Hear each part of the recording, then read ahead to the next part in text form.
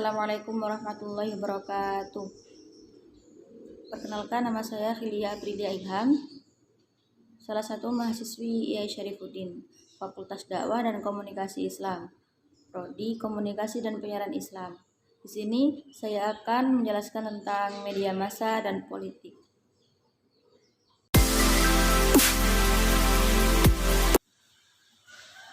Yang pertama adalah media massa.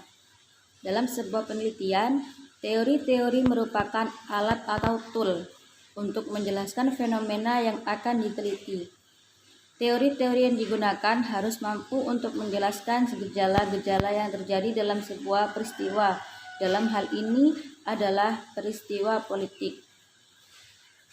Menurut Miriam Budiarjo, teori adalah bahasan dan renungan atas tujuan kegiatan, cara-cara mencapai tujuan, kemungkinan-kemungkinan atau prediksi, dan kewajiban yang diakibatkan oleh tujuan. Media massa adalah alat yang digunakan oleh manusia untuk menyampaikan pesan. Menurut Innis, teori dampak sosial, komunikasi massa terdiri dari dua bagian, yakni lisan dan tertulis. Media massa menjadi penting karena memang memiliki kekuatan, bukan sekedar mampu menyampaikan pesan kepada halayak, akan tetapi lebih karena media menjalankan fungsi mendidik, mempengaruhi, menginformasikan, dan menghibur. Dengan fungsi ini, demikian, maka media massa memiliki potensi untuk membangkitkan kesadaran, mengubah sikap, pendapat, atau persepsi masyarakat terhadap suatu hal. Persepsi masyarakat karena pengaruh pemberitahuan media massa bisa berubah menjadi positif maupun negatif tergantung bagaimana pikiran yang terbentuk di benak masyarakat setelah mendapat informasi mengenai hal tertentu. Beberapa pakar komunikasi seperti Katz, Jurevic, dan Hess mengidentifikasi 5 kelompok kebutuhan dalam hal penggunaan media, yaitu yang pertama, kebutuhan kognitif, yang kedua, kebutuhan afektif, yang ketiga, kebutuhan integratif, yang keempat, kebutuhan untuk memperkuat kontak dengan keluarga, teman, dan dunia luar, yang kelima, kebutuhan untuk melepaskan ketegangan. Dapat dilihat bahwa halayak mengkonsumsi media massa untuk memenuhi kebutuhannya sendiri. Dapat juga dimaksudkan bahwa ketika seorang memutuskan untuk mengkonsumsi media massa, baik cetak maupun elektronik, tidak terlepas dari tujuan-tujuan yang dicapainya, yakni berupa kebutuhan-kebutuhan yang disebutkan di atas. Media massa memiliki kekuatan yang sangat signifikan dalam komunikasi politik untuk mempengaruhi halayak. Terlebih lagi, media massa persitisius yang biasanya menjadi rujukan publik dalam berperilaku politik karena isi media persitisius dipercaya oleh halayak bahwa media apapun kategorinya berfungsi sebagai alat pelipat ganda pesan yang berkaitan dengan saluran lainnya. Hasil pencitraan atau gambar yang diberikan oleh media mengenai kekuatan-kekuatan politik yang akan memberi dampak yang signifikan serta menyebar dan menjangkau halayak yang sangat banyak. Persepsi adalah inti komunikasi. Persepsi disebut inti komunikasi karena jika persepsi seorang tidak akurat, tidak mungkin berkomunikasi dengan efektif. Kedua, yaitu saya akan menjelaskan tentang politik.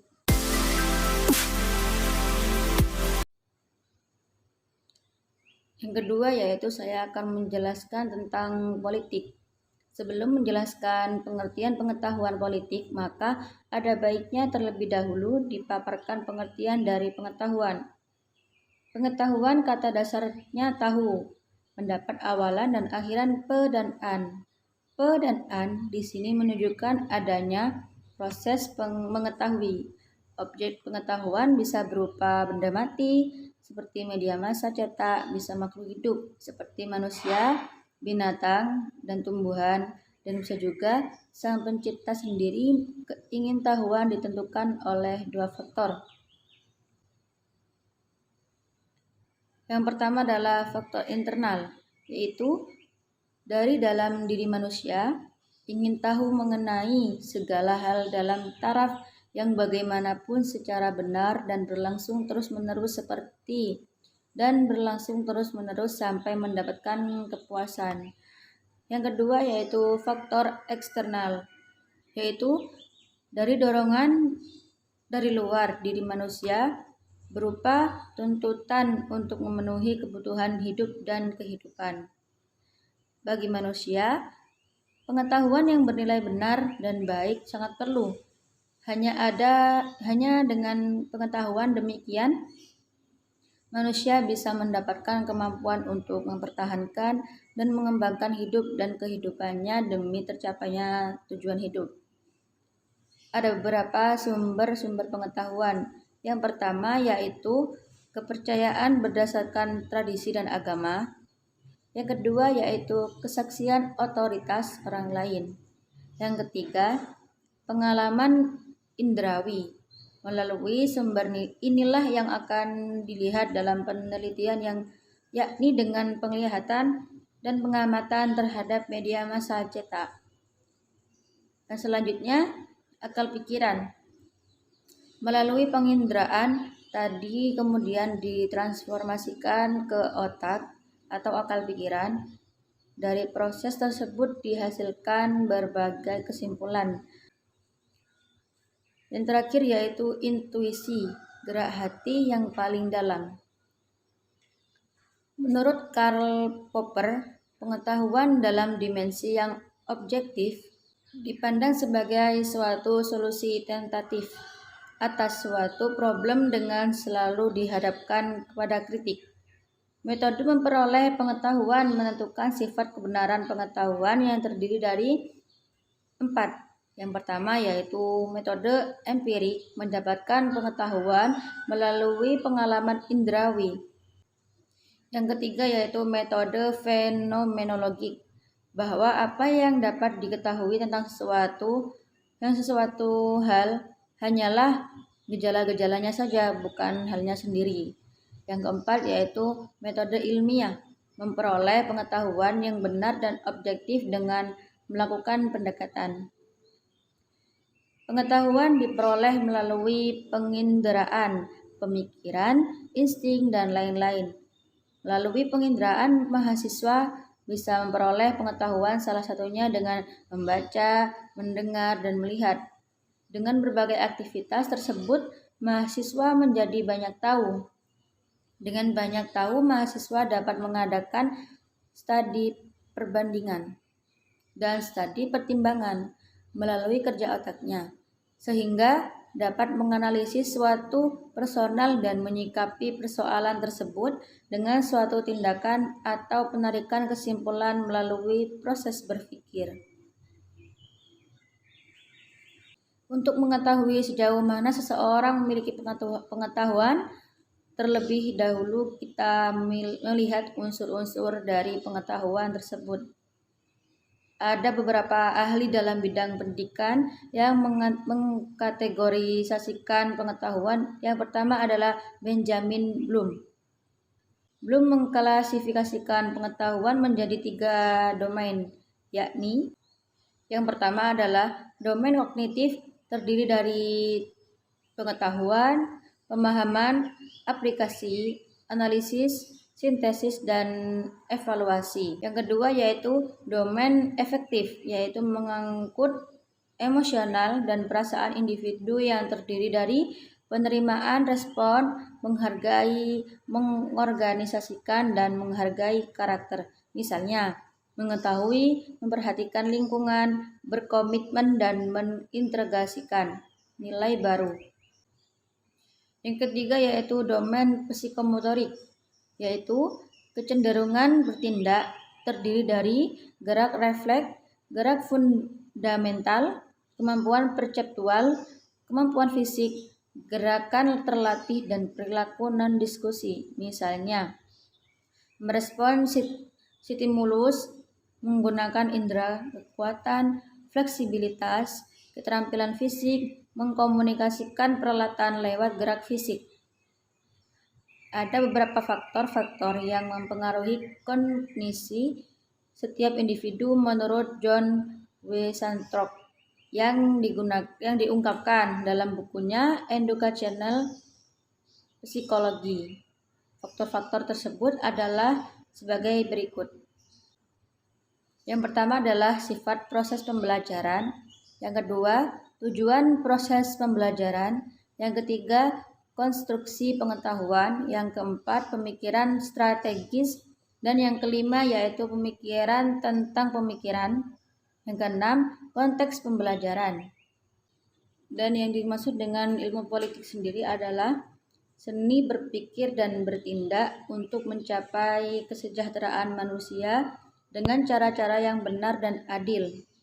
Jadi, jika memiliki praktiknya justru sebaliknya, yakni menghalalkan segala cara untuk mencapai dan mempertahankan kekuasaan yang terjadi di sana, adalah penyimpangan politik atau deviasi politik secara filosofis. Politik adalah ilmu pengetahuan yang begitu mulia.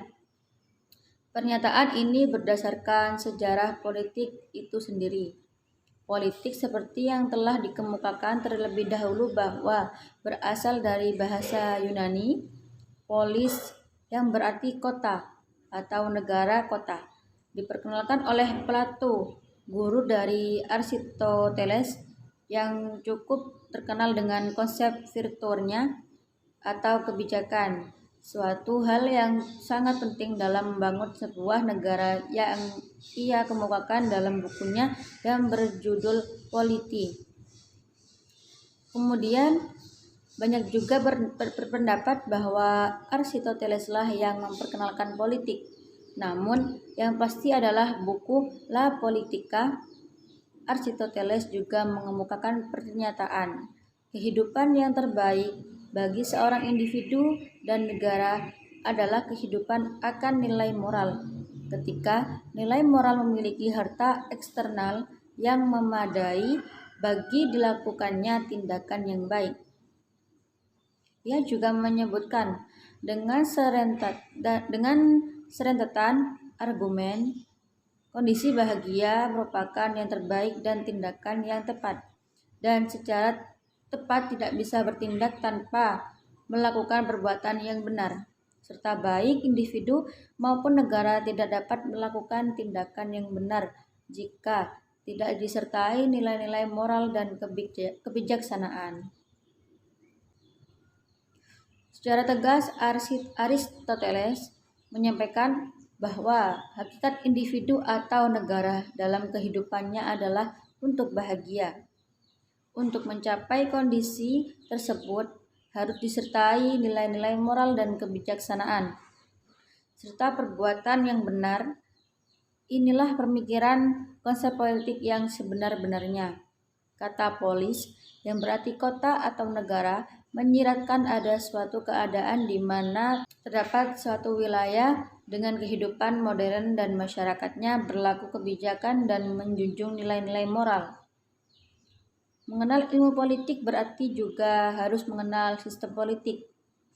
David Eston mengemukakan bahwa sistem politik adalah sistem interaksi dalam setiap masyarakat di dalamnya. Alokasi yang mengikat atau mengandung otoritas dibuat dan diimplementasikan. Sistem politik yang diterapkan di Indonesia adalah sistem politik demokrasi, tepatnya demokrasi Pancasila, yang berasal dari bahasa Yunani, yakni demos yang artinya rakyat, dan kratos atau kratein yang artinya memerintah. Istilah ini pertama kali dikemukakan oleh sejarawan Yunani Herodotus pada abad 5 SM. Menurut Robert Dahl, pelaksanaan demokrasi dalam suatu negara dapat diidentifikasi melalui 5 kriteria, yakni yang pertama adalah persamaan hak memilih dalam menentukan keputusan kolektif yang mengikat. Yang kedua yaitu partisipasi efektif, yakni kesempatan yang sama bagi semua warga negara dalam proses pembuatan keputusan secara kolektif. Dan yang ketiga yaitu pembeberan kebenaran. Adanya peluang bagi setiap orang untuk memberikan penilaian terhadap jalannya proses politik dan pemerintahan secara logis. Dan yang keempat yaitu kontrol akhir terhadap agenda. Adanya kekuasaan eksekutif bagi masyarakat untuk melakukan agenda mana yang harus dan tidak harus diprioritaskan melalui proses pemerintahan, termasuk mendelegasikan kewenangan itu kepada lembaga perwakilan. Yang kelima yaitu pencakupan, yaitu meliputi masyarakat, mencakup orang dewasa dalam kaitannya dengan hukum. Intinya, bahwa politik senantiasa berhubungan dengan kekuasaan yang pertama adalah kekuasaan. Kekuasaan adalah kemampuan seseorang atau sekelompok orang untuk mempengaruhi tingkah laku orang lain atau sekelompok lain sesuai keinginan pelaku. Yang kedua adalah negara. Negara adalah suatu organisasi dalam suatu wilayah yang mempunyai kekuasaan tertinggi yang sah dan ditaati oleh rakyatnya. Yang ketiga yaitu masyarakat, adalah kumpulan individu yang berdiam dalam suatu negara yang menaati peraturan atau terikat oleh norma-norma yang dibuat oleh negara. Dan selanjutnya, kebijaksanaan umum adalah suatu kumpulan keputusan yang diambil oleh seorang pelaku atau kelompok politik dalam berusaha memilih tujuan-tujuan dan cara-cara untuk mencapai tujuan-tujuan tersebut. Yang selanjutnya, pembagian atau alokasi bisa juga disebut sebagai pembagian atau distribution, ialah pembagian dan penjahatan dari nilai-nilai dalam masyarakat. Yang selanjutnya, pengambilan keputusan atau lebih dikenal dengan decision making adalah membuat pemilihan antara beberapa alternatif menunjuk pada proses yang terjadi sampai keputusan itu tercapai. Dan yang terakhir adalah lembaga-lembaga negara, Dewan Perwakilan Rakyat dan Dewan Perwakilan Daerah, Kepresidenan, dan Kehakiman. Dari definisi-definisi di atas dapat dirumuskan bahwa yang dimaksud dengan pengertian politik adalah segala sesuatu yang diperoleh manusia melalui kemampuan dalam pikiran, perasaan, pengamatan, pengalaman, dan intuisi yang berkaitan atau berkenaan dengan kekuasaan pengaruh, kewenangan pengaturan, dan ketaatan atau ketertiban, pengambilan keputusan, kebijaksanaan, alokasi nilai dalam hal ini tentu saja dalam konsep penyelenggaraan pemerintahan negara dan masyarakat. Dalam konteks politik modern, media massa tidak hanya menjadi bagian integral dari politik, tetapi juga memiliki posisi yang sentral dalam politik. Rancangan kebijakan harus disebarluaskan agar rakyat mengetahui dan ikut mendiskusikannya dalam berbagai bentuk forum diskusi publik. Tuntutan atau inspirasi masyarakat yang beraneka ragam harus diartikulasikan. Semuanya membutuhkan saluran atau media untuk menyampaikannya. Media massa merupakan saluran komunikasi politik yang banyak digunakan untuk kepentingan-kepentingan seperti ini. Hal tersebut dikarenakan sifat media massa yang dapat mengangkat pesan-pesan atau informasi dan pencitraan secara masif dan menjangkau halayak atau publik yang beragam, jauh, dan terpencar luas. Pesan politik melalui media massa akan sangat kuat mempengaruhi perilaku politik masyarakat. Pentingnya perilaku politik dalam menunjang keberhasilan pembangunan politik tampak dari perhatian ilmuwan politik yang tetap besar terhadap masalah ini. Asumsi umum menunjukkan bahwa demokrasi dapat dipelihara dan dipertahankan karena terdapat partisipasi warga negara yang aktif dan urusan kewarganegaraan. Partisipasi aktif mereka dalam kehidupan politik tidak dapat dipisahkan dari ketersediaan informasi dan saluran atau media yang paling efektif untuk penyebaran informasi adalah media massa. Cukup sekian, kurang lebihnya saya mohon maaf. Wassalamualaikum warahmatullahi wabarakatuh.